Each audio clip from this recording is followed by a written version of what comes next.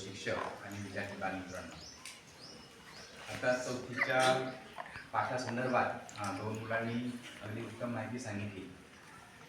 बिरसा मुंडा हे आदिवासी जमातीत होते. आदिवासी जमातीमध्ये त्यांचा जन्म झाला. झारखंड हे जे राज्य आहे आपलं, झारखंड राज्यामध्ये रांची या तालुक्यामध्ये त्यांचा जन्म झाला आणि त्यांनी लहानपणापासूनच अगदी कुशाग्र बुद्धिमत्ता असल्यामुळे त्यांना ख्रिश्चन शाळेमध्ये घातलं होतं आणि त्या शाळेमध्ये ख्रिश्चन धर्म स्वीकारावा लागेल म्हणून त्यांनी तीही शाळा सोडली आणि परत ते मराठी भाषेकडे आले. आणि लहानपणी ते अगदी चुणचुणीत होते, त्यांना धनुर्विद्या आवडत होती. त्यांच्या फोटोमध्ये तुम्ही जर बघितलात तर त्याच्याकडे एक धनुष्यबाण दाखवलेला दिसतो.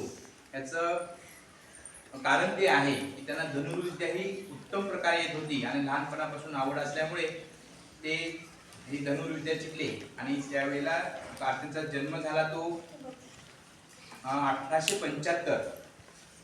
1875 मध्ये जेव्हा इंग्रज आपल्याकडे राज्य करत होते तो कालावधी त्यावेळेचा होता आणि इंग्रजांविरुद्ध लढण्यासाठी त्यांनी पुढील आयुष्य त्यांनी सगळं खर्च केलेलं आहे. फक्त ते जगले खरं 25 वर्षच फक्त, कारण 1900 साली त्यांचा परत मृत्यू झाला.